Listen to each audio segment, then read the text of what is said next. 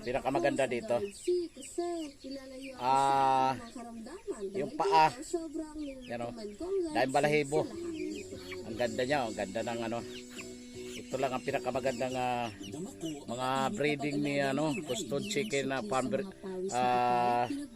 farm. Yan o. Kaya maraming salamat yan. Custods Chicken Breeding Farm. Yan o, ganda.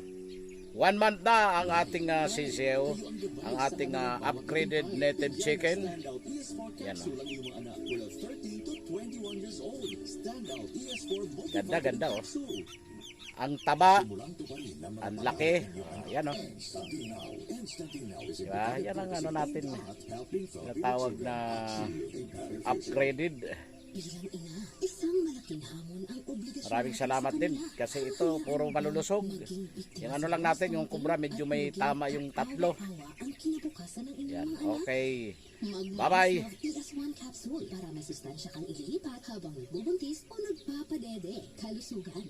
Lang natin dahil bagong kain yan, busog na busog yan. Ayan ang butsi. Okay. Simulang tuparin ang mga pangarap ng iyong anak. Instantly now. Instantly now is a better advocacy aimed at... Yan, isang buwan na yung ating mga sisiw. Ang lalaki na. Maraming salamat Custod sa chicken farm na breeding. Dahil maganda ang kinalabasan at walang pital. Ano lang yung isa, mayroon talaga tayo isang lampa. At yung isa naman, malaki yun. Kinagat ng, patsukan. Sayang. Kasi, di ko pinansin, nilalaro-laro niya yon. Hinabol-habol niya dito sa brother.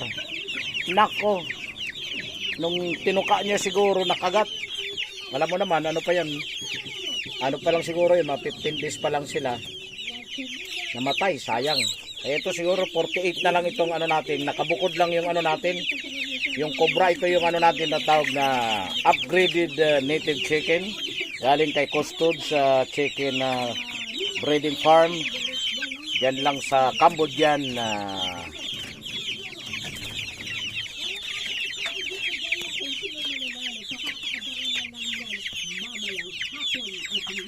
Banga siguro yung bayan nila, Banga. Ito lang mano kasi. Pero sa barangay Cambodian sila. Yan o. Ang lalaki. Nakakatuwa. Ang lulusog yan. Katatapos ko lang magpakain. Yan, may puti talaga siya. Wala gaanong naiwan. Wala gaano yung naiwan na maliit. Wala. Mayroon lang isa ako napansin dito. Ayan. Mayroon isa. Ang lalaki na talaga o. Maraming salamat kay kay God. Kasi sabi nga, yung paghihirap, yung sakripisyo mo, gigising ka nung maliliit pa sila. Minsan nag-iingay 2:00, babangon ako, magpakainin ko sila. Ganun lang talaga ang pag-alaga at saka kasama ng stress pag may nakita kang malungkot. Mabuti naman andyan yung pamangkin ko si Sander na tagabigay sa akin ng payo at kung anong gamot ang kailangan, anong dosage. Maraming salamat Sander Tan from Laguna.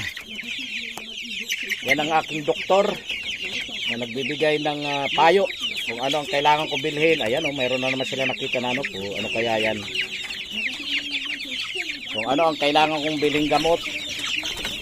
Yung mayroon ako doon yung cobra na may tama ng parang kuraysa. Yan, binigyan niya ako ng gamot. Saka kasi dito ngayon ibang pag-araw dito sa Bagong Bayan, Sultan Kudarat, pag araw sobrang init. Kaya ang hirap, kawawa yung natin alaga. Pag gabi naman, sobra naman ang lamig. Iba yung climate dito, hindi hindi siya hindi consistent yung kung init lang, mainit. Ito hindi mainit pag araw, pag gabi naman sobrang lamig. Kaya naawa ko dito sa aking mga alaga.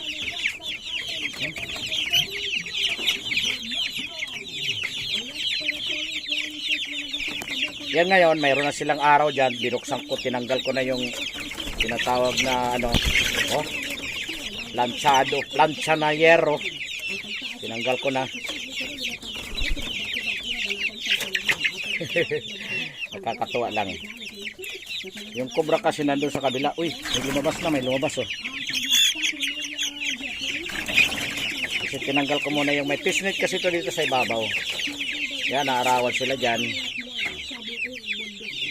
Yan, improvise ko na painuman. Ginawa ko na lang kasi pag nandyan lang sa sahig, maraming ipot lagi.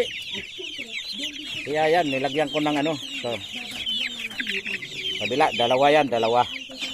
Yan.